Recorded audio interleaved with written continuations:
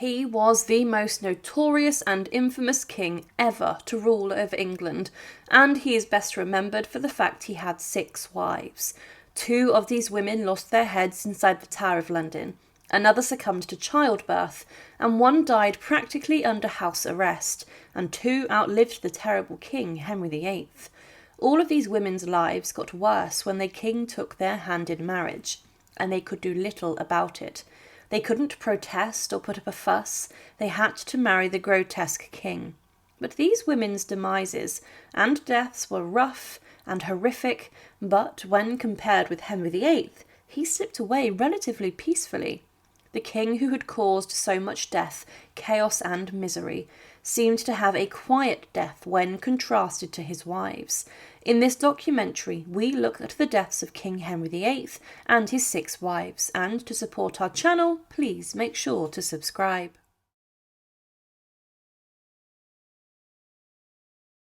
As Henry VIII got older and the years passed by, Henry became huge in size. He was obese and would have to be moved around his palaces using wheelchairs, pulleys and mechanical devices, which would get him out of bed. Hoists would help him get around, but this was a sorry sight compared to how he used to look.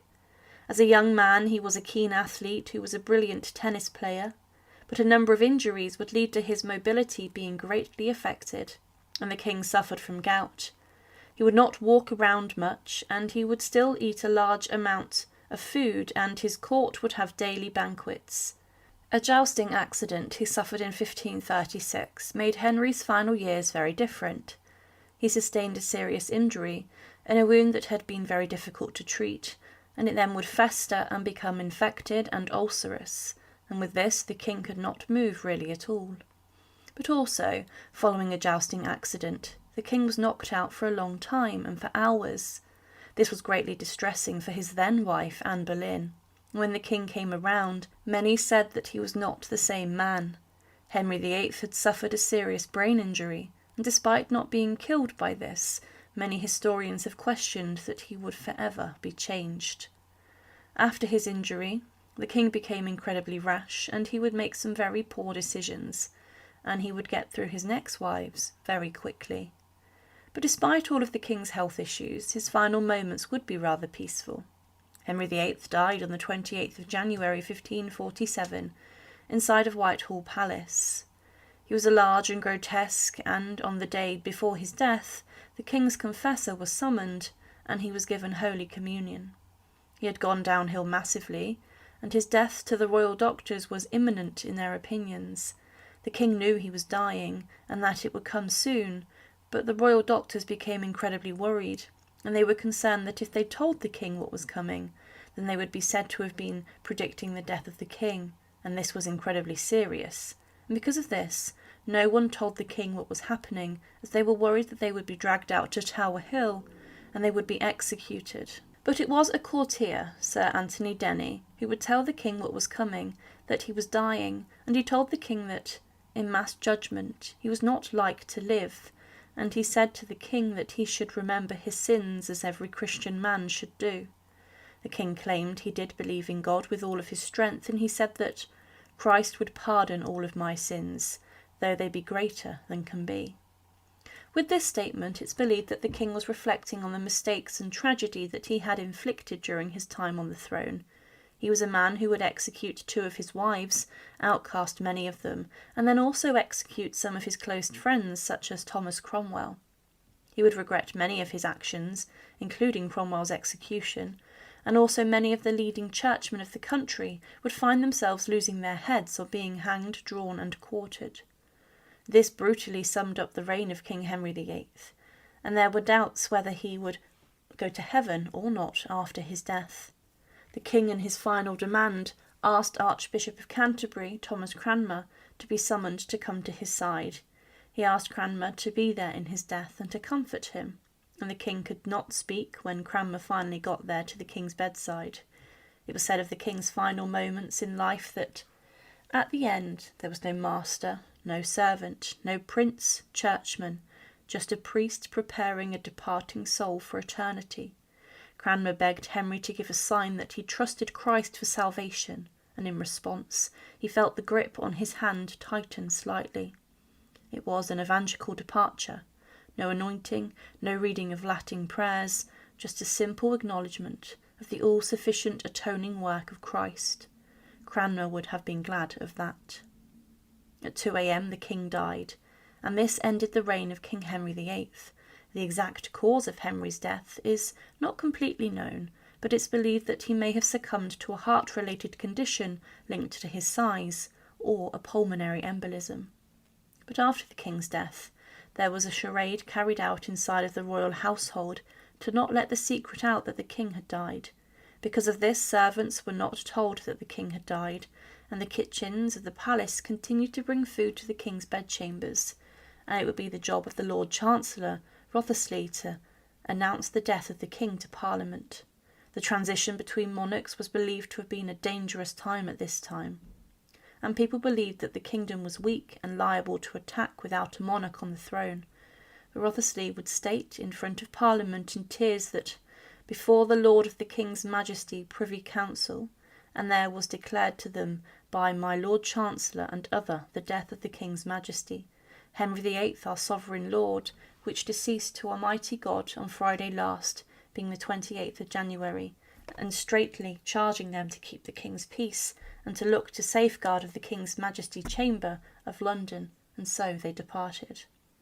Wriothesley would also then state that the same day in the afternoon the King's Majesty Edward VI came on to the Tower of London and rode in Aldgate, and so along the wall by the Crossed Friars to the Tower Hill, and he entered the Red Bulwark, where Sir John Gage, Constable of the Tower, received his Majesty on horseback.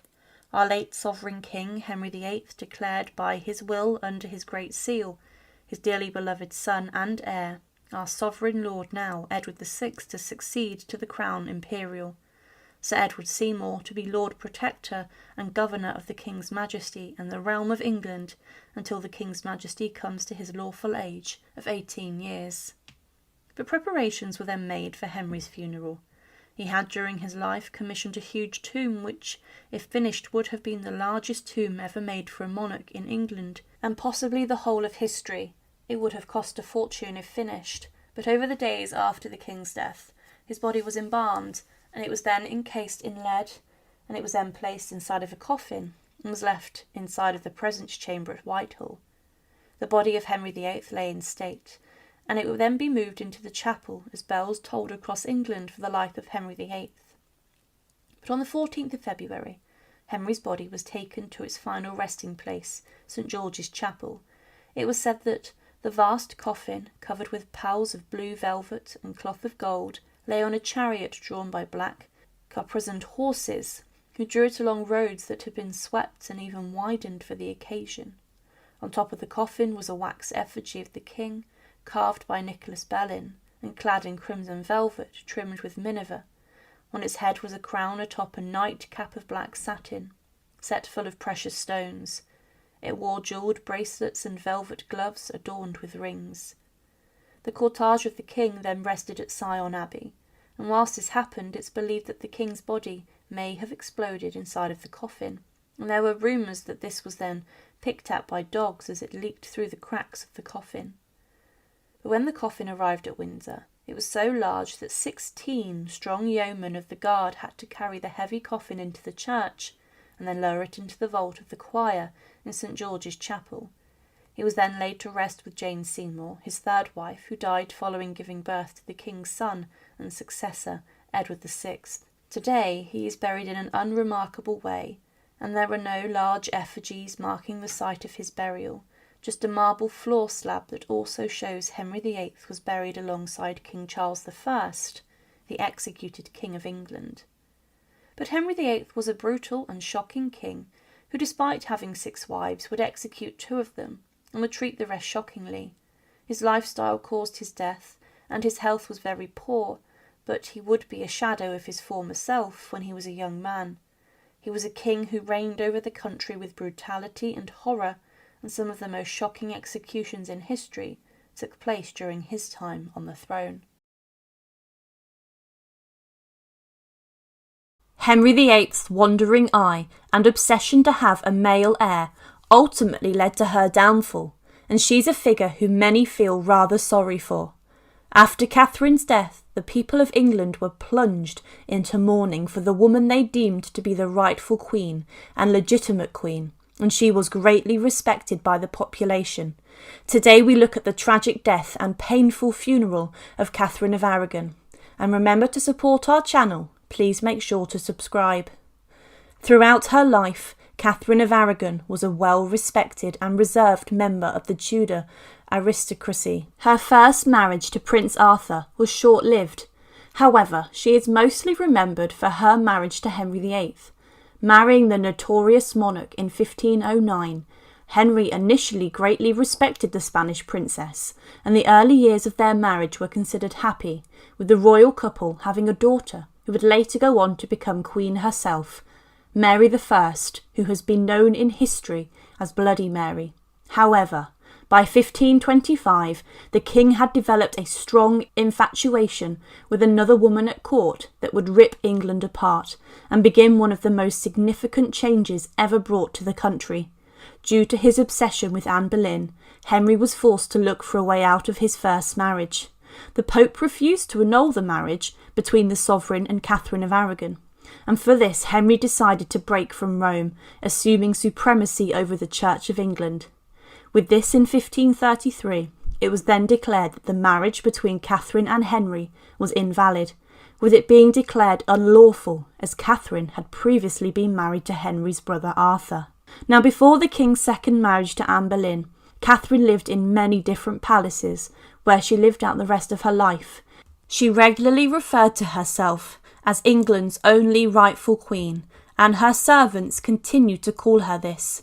She had been given the title the Dowager Princess of Wales, but this was nothing for the once great Catherine.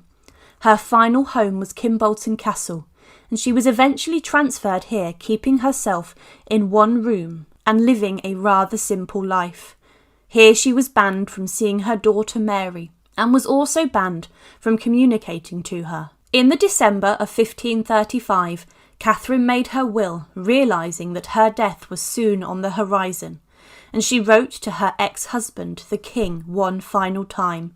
She stated, "My most dear lord, king and husband, the hour of my death now drawing on, the tender love I owe you forceth me, my case being such, to commend myself to you, and to put in remembrance with a few words of the health and safeguard of your soul, which you ought to prefer before all worldly matters. For the rest I commend unto you our daughter Mary, beseeching you to be a good father unto her. For all my other servants I solicit the wages due them and a year more, lest they be unprovided for. Lastly, I make this vow, that mine eyes desire you above all things."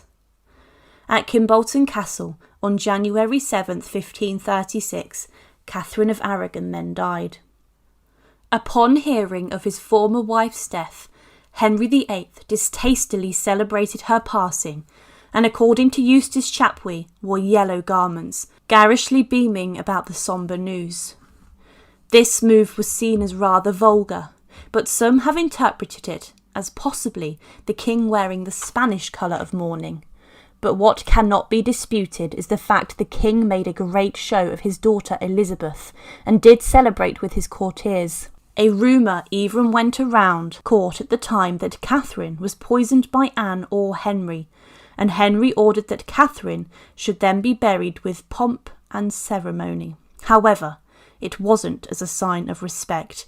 He deemed she should be buried as a princess dowager, making the point that he'd regarded that she was never legally his wife.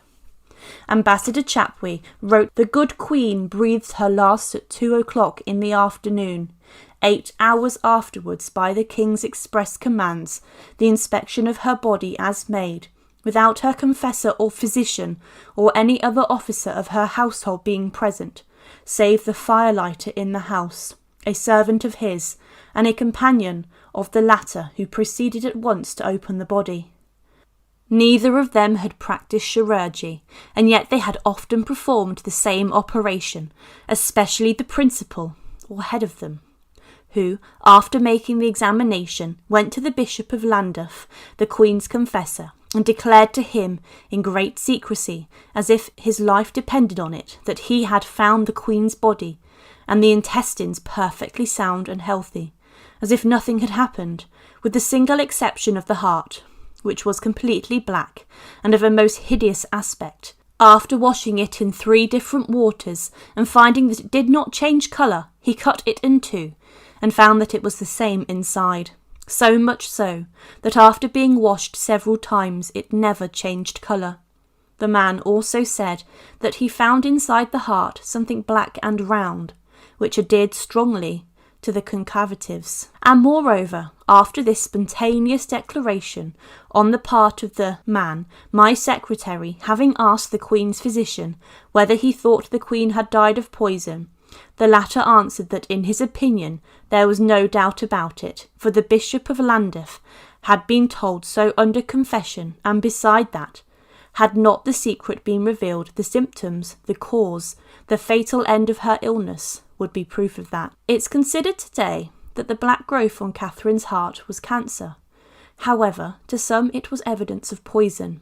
Her internal organs were then removed due to the embalming process to ward off any decay, and possible were buried in separate vessels with Catherine's body, or they could have been placed in different locations.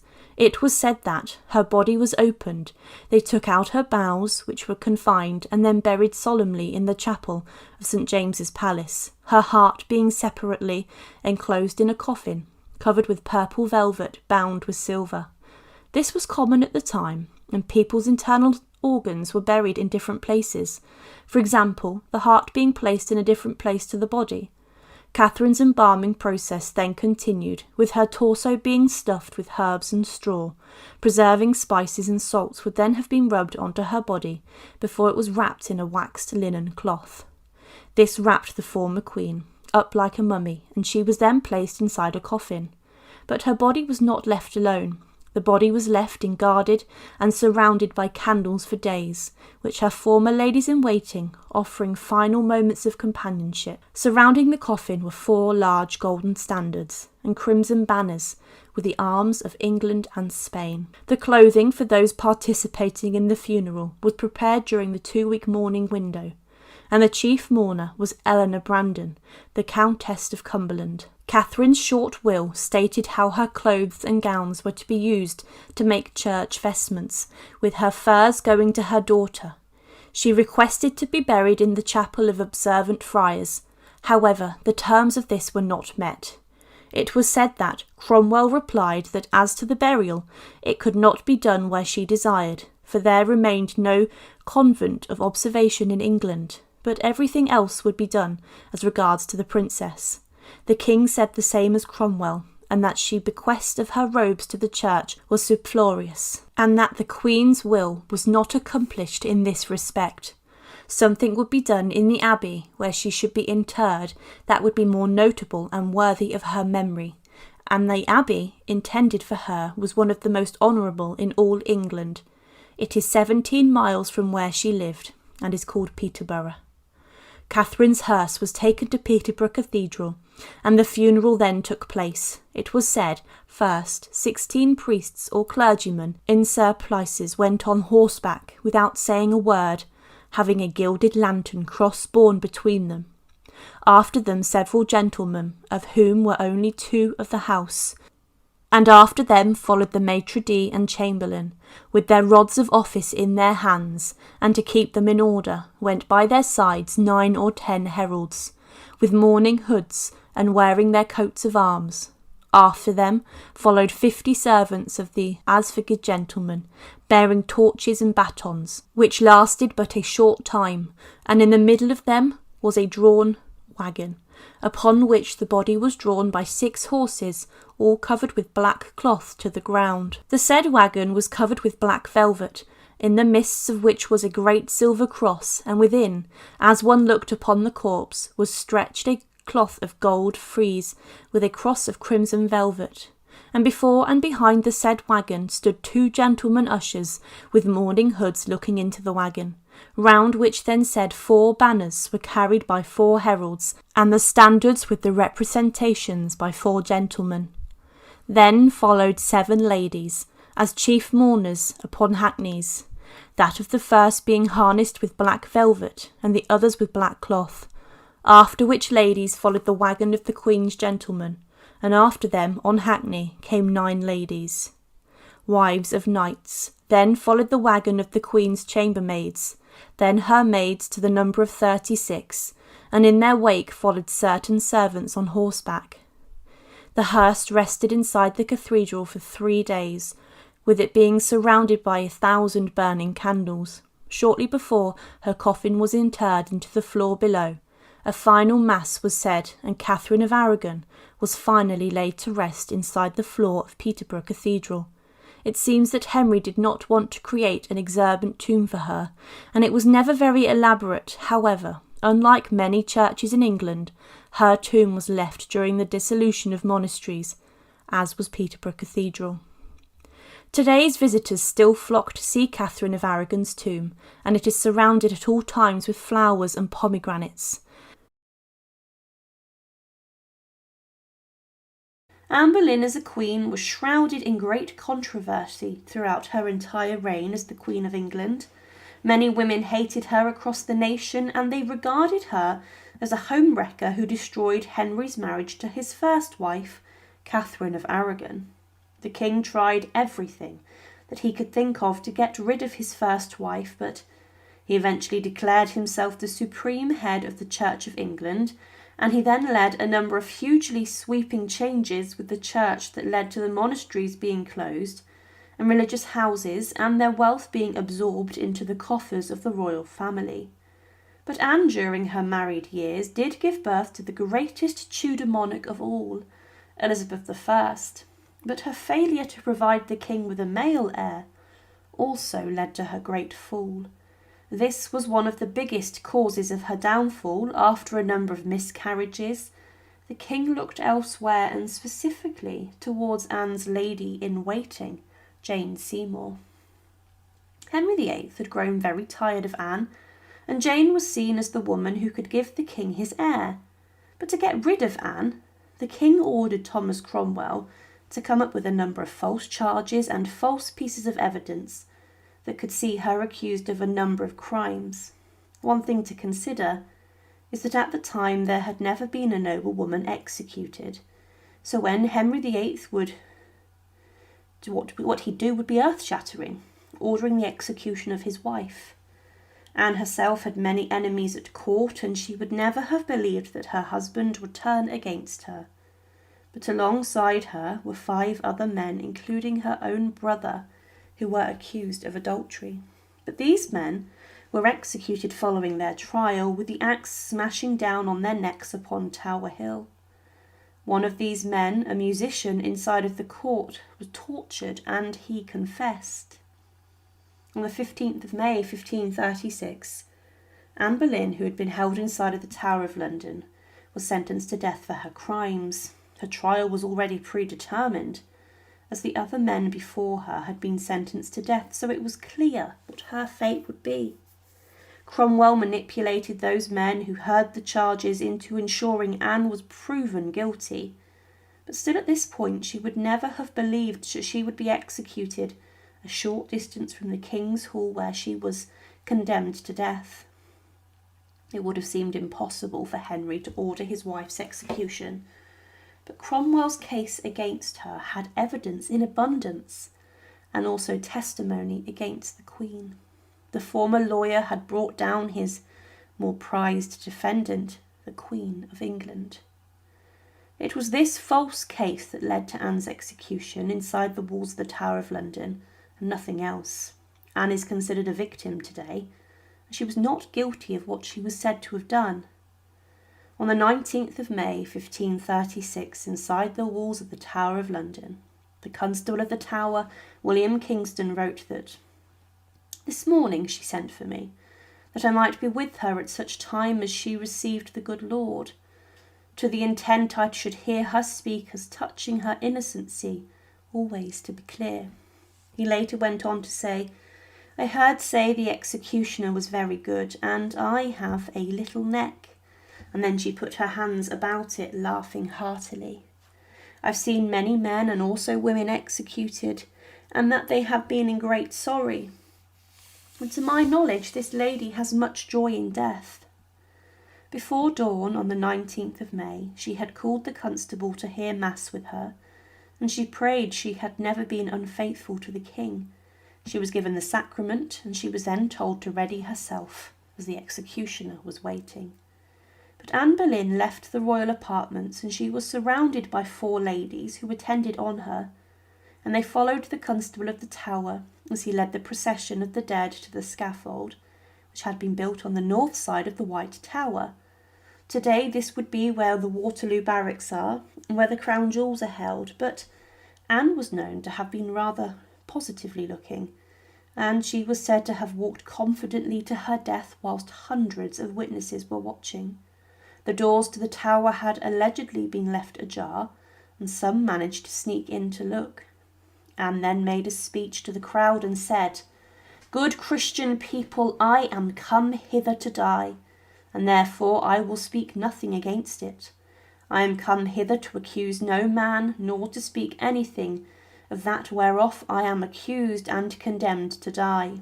But I pray God save the king, and send him long to reign over you. He was ever a good, a gentle, and a sovereign lord. This I take my leave of the world and of you all, and I heartily desire you all to pray for me. O Lord, have mercy on me. To God I commend my soul." Grown men wept as they heard her talk, and she also thanked her women for their service. But then the executioner was given a sack of coins as payment for carrying out a quick job, and a job on her neck that would not be botched. This was almost seen as a bribe. One of her ladies then placed a blindfold over her eyes, and she knelt on her knees and said a final prayer. Her final words were, "O Christ, receive my spirit." And then the executioner unleashed his sword from behind a bale of straw, and the crowd gasped. The executioner's assistant made a noise, and Anne looked that way, and she did not see her executioner coming, and within seconds, from the other direction, her executioner swung the sword and struck Anne Boleyn's head clean off. Following the blade crashing on her neck, Anne's heart would have beaten 1 or 2 more times, and the blood from her ruptured arteries would have poured out onto the scaffold. It was a very quick end, but then in the reign of Queen Victoria in the 19th century, the body of Anne Boleyn would be discovered under the floor of the chapel, but then a royal doctor, Dr. Frederick Mowat, would perform an investigation on Anne Boleyn's remains. Centuries after her death, he wrote that the remains of the executed queen, he documented that they belonged to a female of between 25 and 30 years of age, of a delicate frame of body, and who had been of slender and perfect proportions. The forehead and lower jaw were small and especially well formed. The vertebrae were particularly small, especially one joint, the atlas, which was that next to the skull, bearing witness to the queen's little neck. He then stated, "The bones found are certainly those of a female in the prime of her life, all perfectly consolidated and symmetrical, and belong to the same person. The bones of the head indicate a well-formed round skull, with an intellectual forehead, straight orbital ridge, large eyes, oval face, and a rather square full chin. The remains of the vertebrae and the bones of the lower limbs indicate a well-formed woman of middle height, with a short and slender neck. The ribs show depth and roundness of chest. The hands and feet bones indicate delicate and well-shaped hands and feet, with tapering fingers and a narrow foot." Dr. Mowat stated that the woman in this grave would have been around 5 foot to 5'3" tall in her life, and he confirmed that the head was severed from the body of this woman. This obviously narrowed down the true identity, as there were only a few women who were beheaded on Tower Hill or inside of the Tower, including Margaret Pole, Catherine Howard, and Lady Jane Grey. He also stated that the neck of the woman was small, which Anne Boleyn was noted for, and he confirmed without a doubt that the remains he had analysed were of Anne Boleyn. The post-mortem of Anne Boleyn confirmed that she had died via decapitation using a very sharp weapon. It also confirmed a number of stories that the Queen had a little neck. However, what it is meant is that the method of execution was quick and as harrowing as the stories which had been told for centuries later. Anne Boleyn was a woman who did not deserve this treatment. Jane Seymour would become the mistress of King Henry VIII, and she was a lady-in-waiting to Anne Boleyn, the king's second wife, but the pair would flirt and would give each other gifts, and she captivated the king with her beauty. Following Anne Boleyn's death, Jane Seymour became the queen and married Henry VIII, but she would then fall pregnant. It's mostly accepted and believed that Jane Seymour died from complications caused by her giving birth to the future King Edward VI. At the time, inside of Tudor England, giving birth to a child was very dangerous and had many different risks, and it was very common for women to experience serious symptoms and conditions following giving birth to a child. Regarding the birth of King Edward VI, Nicholas Saunders, a Catholic writer, stated that Jane Seymour was in severe labour in a difficult childbirth. All her limbs were stretched for the purpose of making a passage for the child, or as others stated, having the womb cut before she was dead, so that the child, ready to be born, might be taken out. The travail of the Queen being very difficult, the King was asked which of the two lives was to be spared. He answered the boy's because he could easily provide himself with other wives. There was some form of belief that Jane Seymour may have been cut open to give birth, or may have had a caesarean section. However, there is no concrete evidence alluding to this. There was no historical record of this procedure being carried out before the 1580s, and Jane would have been given the best care and the best midwives and doctors throughout England to look after her. If Jane had a procedure such as this to give birth to Edward VI, then it's believed that her death would have been horrific and brutal, and caesareans today still have a significant form of risk. But there was some more evidence that stated that Jane Seymour gave birth in a different way. In 1643, Sir Richard Baker claimed that Jane had been experiencing labour pains for 6 or more, and that she would beg with doctors to have the baby cut out of her to stop her suffering. There have also been many others who have claimed that Jane suffered from puerperal fever, or that she had sustained an infection which was caused by giving birth to Edward. There were no doctor records which have survived that specific illness and problems that she was afflicted with. But it was said that Jane Seymour went into labour in the afternoon of the 9th of October 1537, and it was around 2 a.m. on the 12th of October when Edward was born, meaning her labour went on officially for around 3 days. She had signed letters announcing the birth of her son, but then, on the 15th of October, she was sitting up in bed in her chambers in Hampton Court Palace, and she had a number of visitors and guests who gave her the best wishes following the birth. Many of these had visited her whilst they attended the christening of her son, but the fact she had visitors meant that this could have ruled out a caesarean section, as she would have needed a long time to recover and take time to heal. But 4 days after the birth of Edward, Jane Seymour would become rather ill and sick. Her priests and doctors stated that her symptoms were a natural lax, by reason whereof she began to lighten and become more cheerful, and as it appeared to mend, and so continued till towards night. All this night she hath been very sick. Jane did recover and got a little better the next day, but there were no other accounts of her health declining until the 19th of October.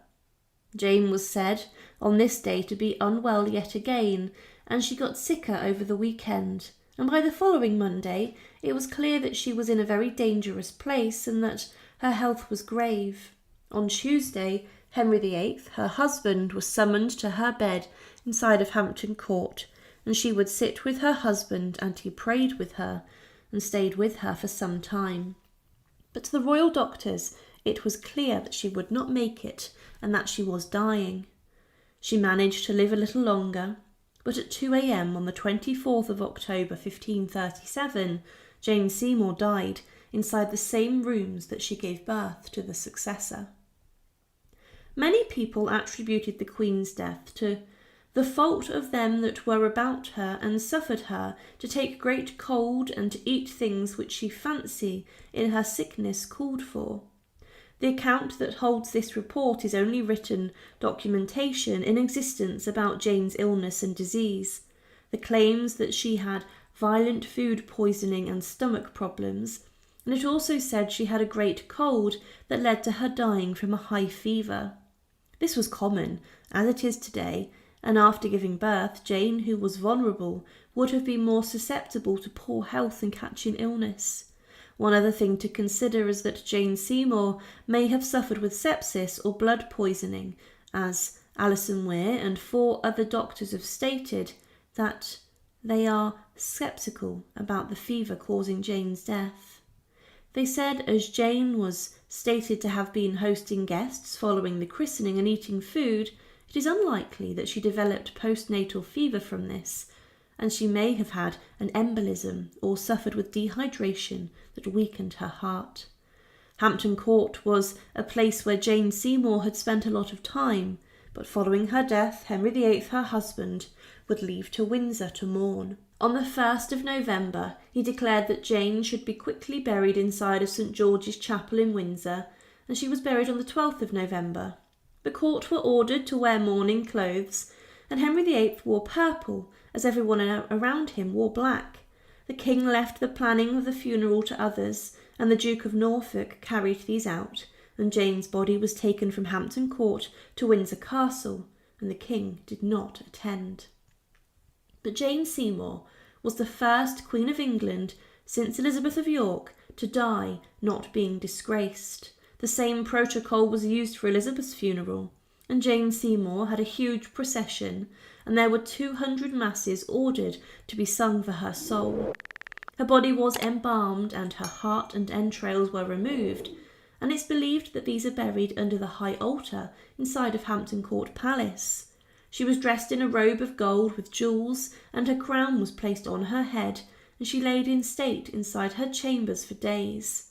But during the funeral, her stepdaughter Mary was the chief mourner, and she rode on horseback.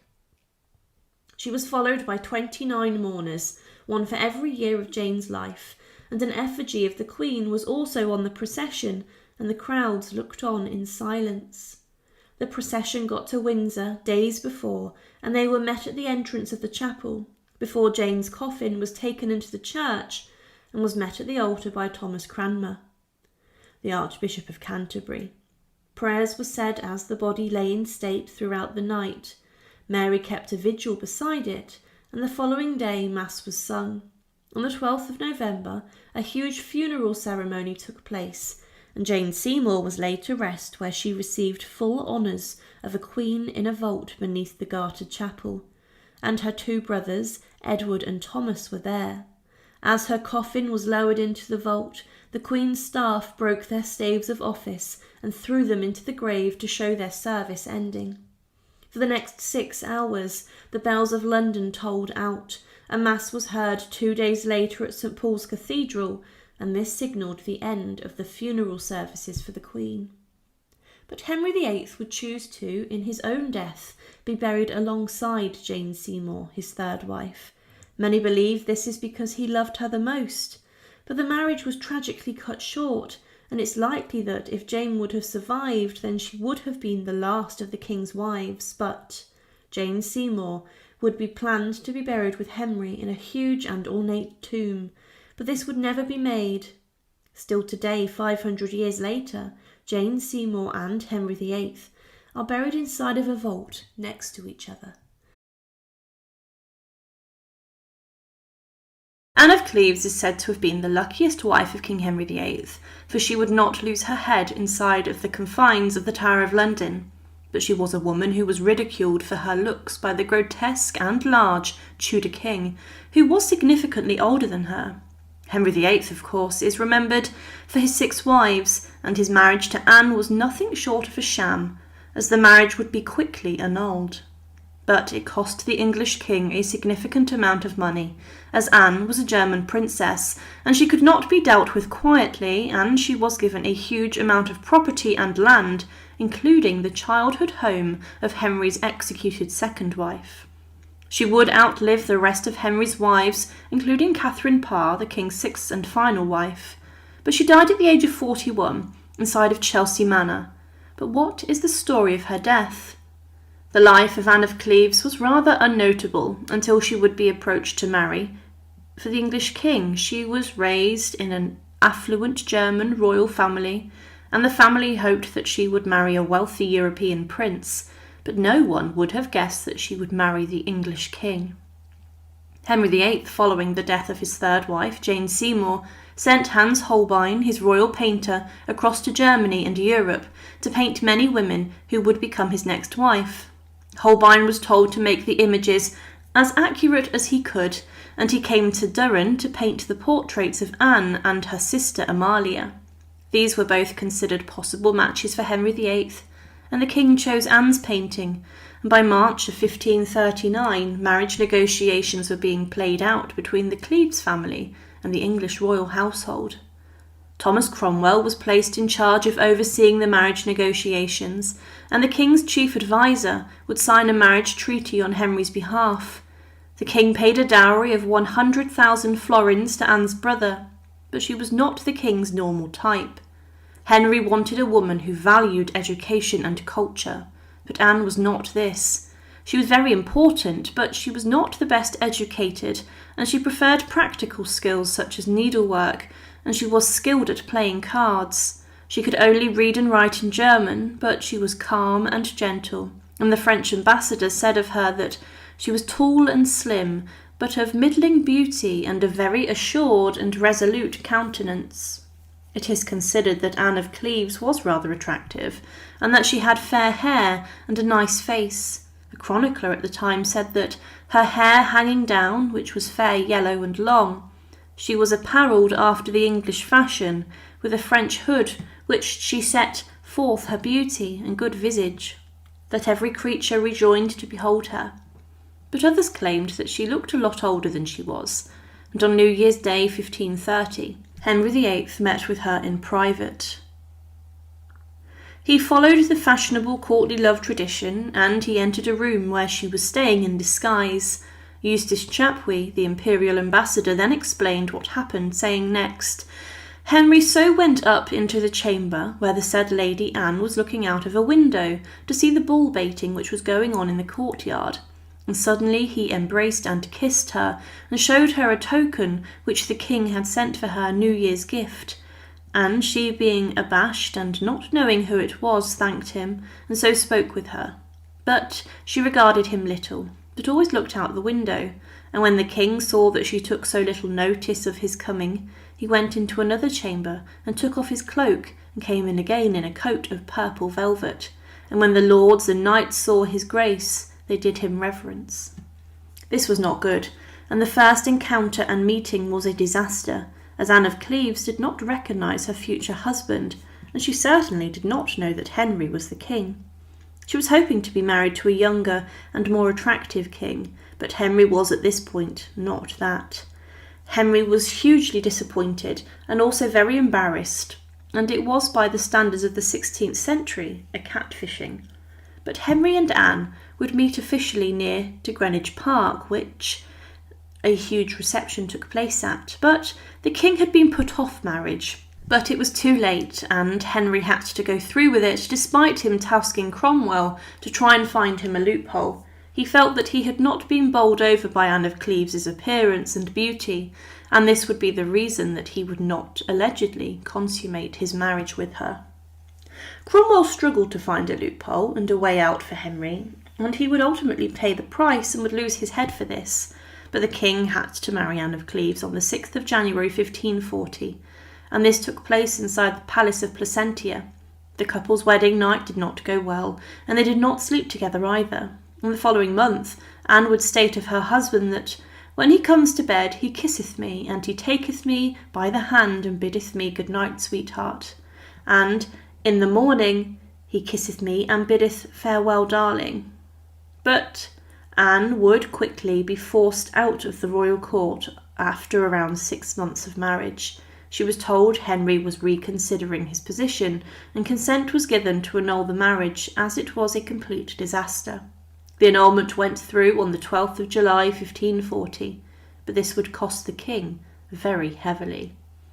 Now, following the annulment, in the settlement, Anne of Cleves was given a huge amount of property, land and manors, including Hever Castle, where Anne Boleyn grew up.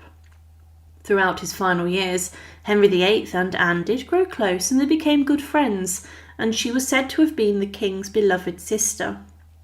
She often came to court, and Henry did value her company.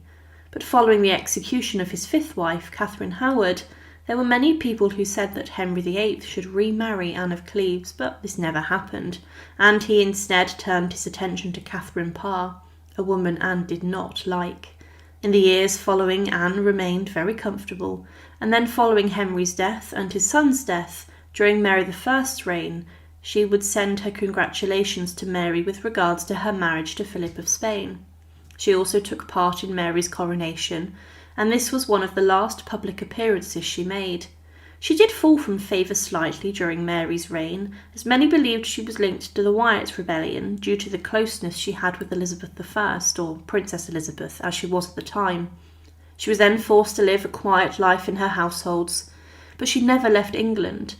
This is where Anne of Cleves' story became rather tragic. She would long to return home to her homelands and family, but she never managed to do this, and she was very homesick. She missed her sister and her other family members. However, by the July of 1557, it was clear that Anne of Cleves was very ill. She had been ill for months and could not get out of bed, and with this it was the then time to draft her will. She said in this that all of the money she had should go to the members of her household and her servants, including her ladies, grooms and gentlemen of the house. She wanted them to receive her wealth and to benefit from her death, and she named every single member of the household by name, and she asked for the Queen to make sure that these people were comfortable following her death. Her jewellery was given to her family, but she left rings and other jewels to her stepdaughters Queen Mary I and Princess Elizabeth. Inside of Chelsea Old Manor, alone and missing home on the 16th of July 1557, Anne of Cleves died. It's believed that for months she had been fighting cancer, but despite dying in obscurity, she was given a large funeral, as she was, after all, briefly a queen consort of England. It was said of her funeral that, "The 3rd day of August, my Lady Anne of Cleves, sometime wife to Henry VIII, came from Chelsea to be buried in Westminster, with all the children of Westminster and many priests and clerks, and the monks of Westminster, and my Lord Bishop of London, and my Lord Abbot of Westminster rode together. Many of the prominent politicians of the time attended, and there were 100 torches burning, being carried by her servants. The procession was huge and large, and she was then taken into Westminster Abbey. Her coffin was then taken to her tomb, and she was interred with a cloth of gold laid over her. Following this, the officers of her household broke their staves of office and threw them into the tomb. The most horrific part of Anne of Cleves' death was the fact she was a young woman who was thousands of miles from home. She had been brought over to a foreign country to marry a man she had never met, and a man who was brutal, grotesque and evil. The match between Henry VIII and Anne was poor, but Anne was forced to remain in England due to the properties she held and the settlement that she received following their failed marriage. But she is considered lucky, as by the standards of Henry VIII's wives, she managed to keep her head, and she did accumulate a significant amount of wealth. But I'm sure Anne of Cleves would have traded this to go back home and to marry someone who she genuinely loved. Catherine Howard married King Henry VIII on the 28th of July 1540. She was roughly 15 to 17 years old when she married the 49-year-old, large, grotesque and unpredictable Tudor monarch. Catherine Howard's early life has been shrouded in controversy, especially with her relations with a number of men who most probably took advantage of the young girl.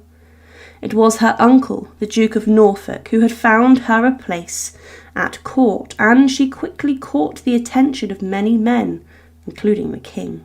She also attracted the attention of Thomas Culpeper, one of the king's courtiers, and Henry found Catherine was very attractive, and they did in public flirt. It was following the clearing up of the mess with Henry's fourth wife, Anne of Cleves, that Catherine Howard and the king would marry. Henry had expressed interest in her for some time, and the Duke of Norfolk, Thomas Howard, sought to move in and sweep further power by marrying his niece to the king.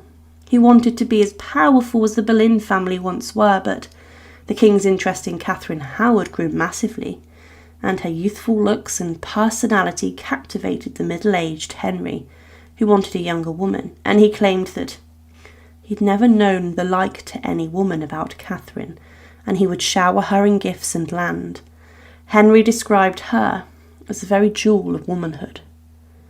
Catherine was not fit to become a queen consort and someone who would provide counsel to Henry VIII, as she was too young and she was naive, and she would actually never be coronated as a queen.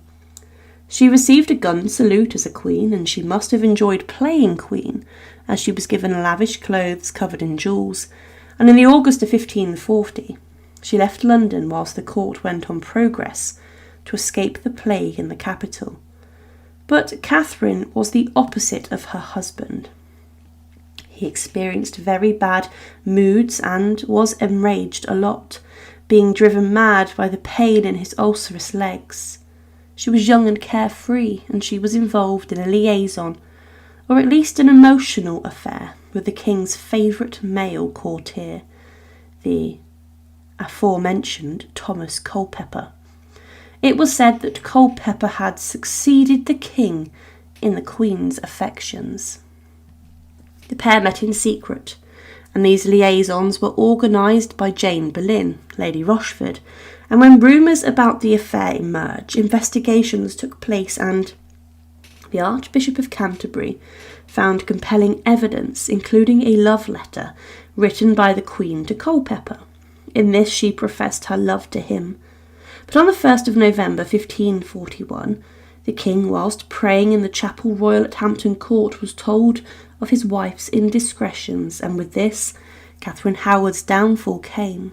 She was locked in her room, and it was said of her that, "I found her in such lamentation and heaviness as I never saw no creature, so it would have pitied any man's heart to have looked upon her.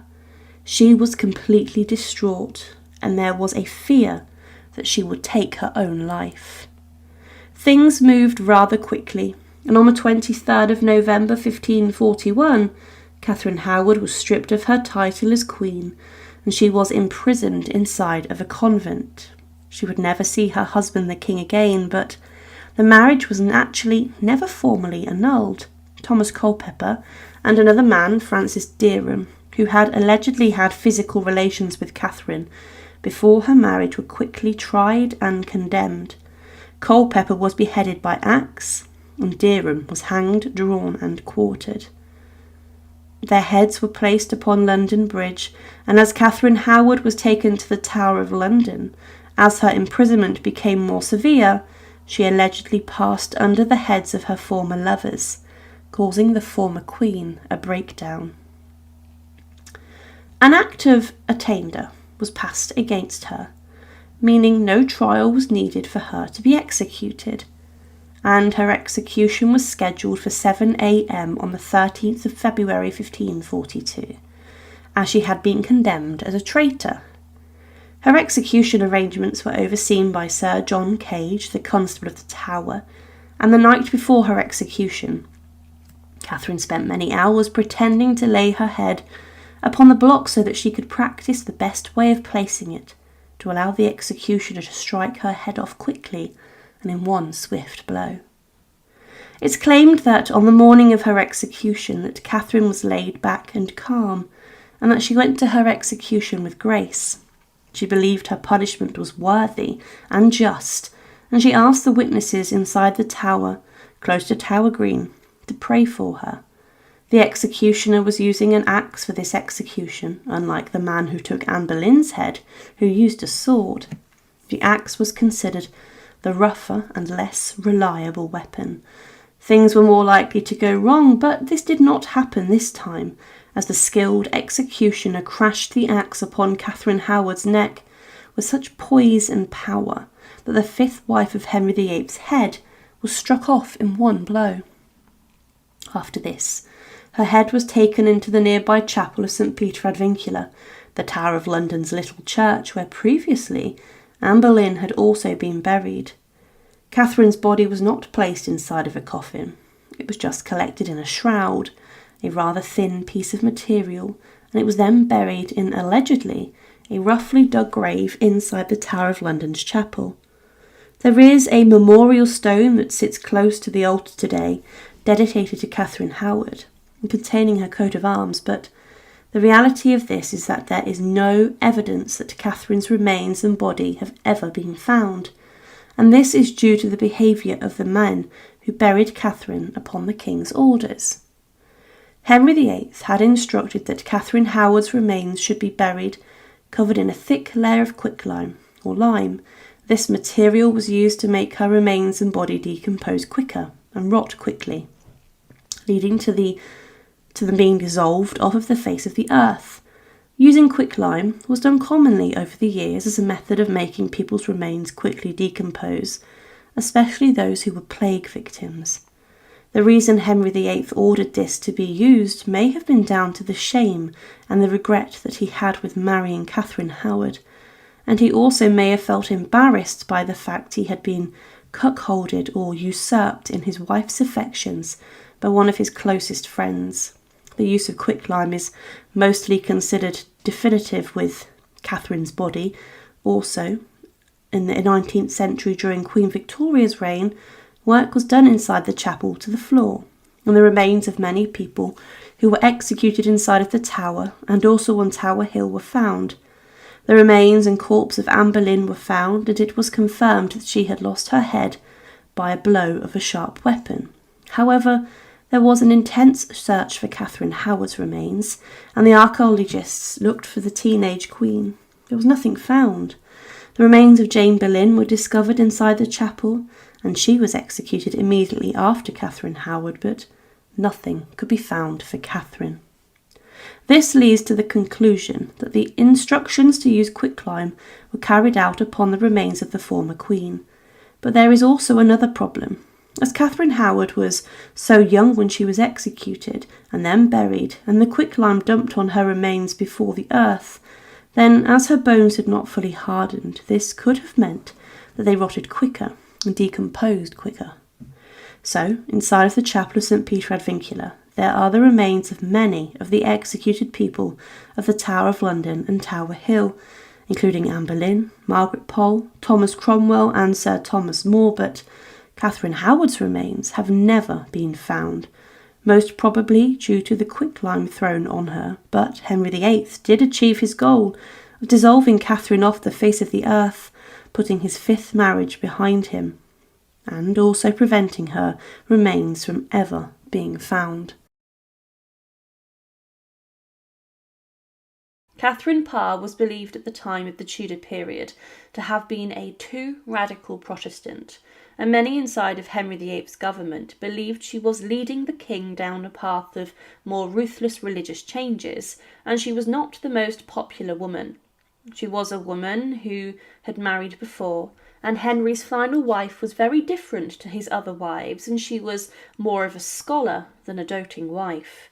She married Henry VIII inside of Hampton Court Palace on the 12th of July 1543, and was made the first Queen of England, who was also made the Queen of Ireland. She was the Queen up until Henry's death, and she had throughout her life even acted as the regent whilst the king was away in France. She involved herself in educating the future Elizabeth I. However, after the king's death, Catherine Parr fell in love again with Thomas Seymour, the first Baron Seymour of Sudeley, and he was sniffing around for more power. The pair had a long history together, and Seymour saw his opportunity to marry the new Dowager Queen as a way of getting closer to the throne. His brother Edward Seymour was made the Lord Protector of Edward VI and the chair of the boy king's Regency Council, and Thomas Seymour was very jealous about this. Edward Seymour was now acting almost as a king. However, Catherine Parr and Thomas married in secret, but when the information about this came to light, there was a huge scandal. Catherine's actions in accepting marriage so shortly after Henry's death was seen as shameful and disgraceful, and Edward VI was not impressed with this, and Catherine then joined forces with her new husband to take on Edward Seymour. However, despite never being pregnant before or having any children, she became pregnant with Seymour's child, and at the time childbirth during the 16th century was incredibly risky. It could be a death sentence for a woman, and Catherine's risk was heightened as she was slightly older. Complications could have been fatal. At the time, she was living inside her husband's castle, Sudeley, and she continued to help educate Lady Jane Grey, the 9-day queen, whilst being pregnant. But then she entered her bedchambers to give birth to a daughter, who arrived on the 30th of August 1548. But Catherine Parr never recovered from childbirth, and on the 5th of September she died inside of her rooms days after giving birth. After her death, Thomas Seymour left his castle, and the funeral was arranged, and it would become historic, as it was the first fully Protestant service to occur across England. The chief mourner was Lady Jane Grey, and Catherine's body was embalmed inside of her bedroom by physicians, and it was then taken inside of the chapel, St Mary's Chapel, next to the castle, and she was prepared for burial. She was to be buried in a huge ornate tomb that was made for her, and was then placed on the north side of the chapel, and on this tomb was an effigy of Catherine, and it had a Latin inscription on the bottom of it. However, Catherine Parr's remains were disturbed many times over the following years, and her coffin was shockingly broken into. In 1642, the tomb of Henry VIII's sixth wife was destroyed during the English Civil War, as Roundhead forces of Parliament's army smashed up the chapel and desecrated her monument as she stood for monarchy. However, her body was also disturbed, and the grave was smashed to pieces and dug up, and it was said that "There is in the castle a godly fair church. Here they dug up the graves and disturbed the ashes of the death. They break down the monuments." However, in 1782, a number of people arrived at Sudeley, and a group of ladies who had an interest in history wanted to find the remains and tomb of Catherine Parr. Inside of the chapel, they found a block of alabaster marble in the north wall from her tomb, and some men dug underneath it, and they came across the lead-lined coffin of Henry VIII's sixth wife. These group of people then opened the coffin, and what they found was remarkable. They found Catherine Parr's body wrapped tightly in a cerecloth, a heavy wax dipped in cloth which had been almost mummifying her to preserve her. They saw her face for the first time in 2 centuries. However, as her corpse was exposed to the air for the first time, the colour of Catherine's face drained, and her eyes turned a different colour, and lost their sparkle. The women then asked the men, after their curious outing, to rebury her body inside of the coffin. But a local farmer found out about what had happened inside of the church nearby, and he tried to inspect the body of Henry VIII's sixth wife himself. It was said that, in the summer of the year 1782, the earth in which Q.K. Parr lay interred was removed at the depth of about 2 feet, or very little more. Her leaden coffin was found quite whole. Mr. Lucas of the Curiosity to rip up the top of the coffin, expecting to discover within it only the bones of the deceased. But to his great surprise, he found the whole body wrapped in 6 or 7 cerecloth linen, entire and uncorrupted. His unwarranted curiosity led him to make an incision through the cerecloth, which covered one of the arms of the corpse, and the flesh of which, what the time, was white and moist. He made an incision and uncovered one of the arms, and he said that the flesh was white and moist, and he also cut off a few locks of the Queen's hair, as well as some material from her cloth and dress which was buried in. In 1783, just a year later, the steward of the castle then directed for the grave to be opened again to see the Queen's remains, and it was said that the body had begun to decay quickly. It was also noted that the shoes were on the feet which were very small, and that the Queen's proportions were extremely delicate, and that her hair was gold. 4 years later, the coffin of Catherine Parr was yet again opened. This time it was a curious local priest who wanted to see the state of her body, and he had found that the head of Catherine had totally decayed, and presumably no skin was left. He also found that teeth had fallen out of her mouth, or may have been pulled out by those hungry to take a souvenir of the wife of Henry VIII. However, he also found when inspecting the remains that her hands and arm had turned brown, and he made a short sketch of what he saw in her body. He then covered up the body, but 6 years later, one of the most shocking parts of Catherine's desecration occurred. A group of drunk vandals entered the chapel, and they then disinterred Catherine Parr out of the coffin and messed around with it, and one man even danced with the corpse of Catherine Parr. They then dumped the body of her in the corner in a pile, making off with some more teeth, and one man allegedly even stabbed an iron bar through the torso of Henry VIII's final queen, and then had buried this in the ground upside down. Hearing of this, a local priest then appealed to Queen Victoria to give Catherine Parr a better and deserved burial in a final monument where she could finally be laid to rest after centuries of desecration. It was agreed that Catherine would be buried inside of a new coffin and a new tomb which was made from stone, and she was interred in safety.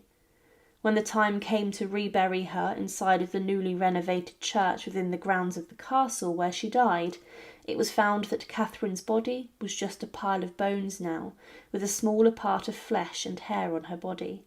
But she was then buried inside of this new tomb where she still lies today, in decency.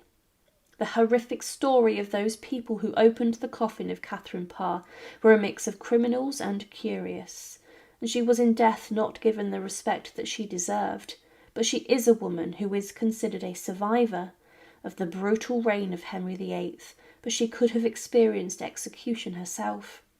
But what happened to her coffin over the centuries was shocking and barbaric.